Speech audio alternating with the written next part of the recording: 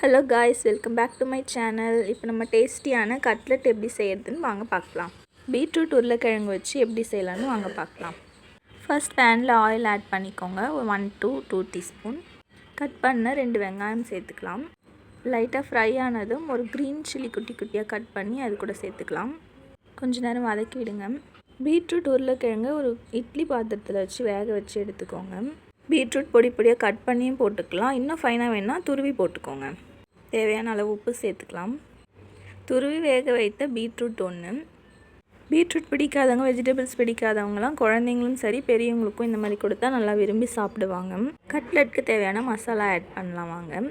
1 teaspoon காரத்தூள் add பண்ணிக்கலாம். Garam masala 1/2 teaspoon. எல்லாம் mix பண்ணி விடுங்க. ஆயிலில் கொஞ்சம் நல்லா ஃப்ரை ஆகட்டும்.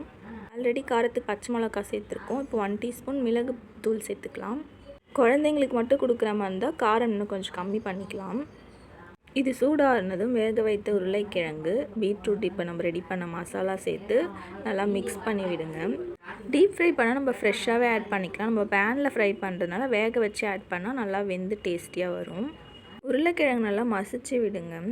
ரெடி பண்ணுற கட்லெட் பால்ஸ் நல்லா பிரெட் க்ரம்ஸில் ஒட்டுறதுக்கு மைதா மாவு இல்லைனா கோதுமை மாவு 2 டீஸ்பூன் எடுத்து தண்ணியில் மிக்ஸ் பண்ணி வச்சுக்கோங்க. பிரெட் க்ரம்ஸ் கிடைக்கும், கடையில் வாங்கி வச்சுக்கலாம். அப்படி இல்லைனா ரஸ்க் வாங்கி மிக்சியில் போட்டு பவுடர் பண்ணிங்கன்னா அது சூப்பரான ஒரு கோட்டிங்காக கிடைக்கும். வடை மாதிரி தட்டின கட்லெட்டை நல்லா மெலிசாக இருக்கக்கூடாது, கொஞ்சம் மொத்தமாக தட்டினதை அந்த மைதா மாவில் டிப் பண்ணி ரஸ்க் பவுடரில் டிப் பண்ணி ரெடி பண்ணி வச்சுக்கோங்க. இந்த மாதிரி ரெடி பண்ண கட்லெட் பீசஸ் எல்லாத்தையும் இந்த மாதிரி கோட்டிங் கொடுத்து அடுக்கி வச்சிட்டிங்கன்னா ஃப்ரை பண்ணுறதுக்கு ஈஸியாக இருக்கும். உண்மையாகவே டேஸ்ட்டு சூப்பராக வந்துச்சுங்க. ஃபஸ்ட் டைம் நானாக இதை செஞ்சுன்னு என்னாலே நம்ப முடியல, அந்தளவுக்கு டேஸ்ட் சூப்பராக இருந்துச்சு.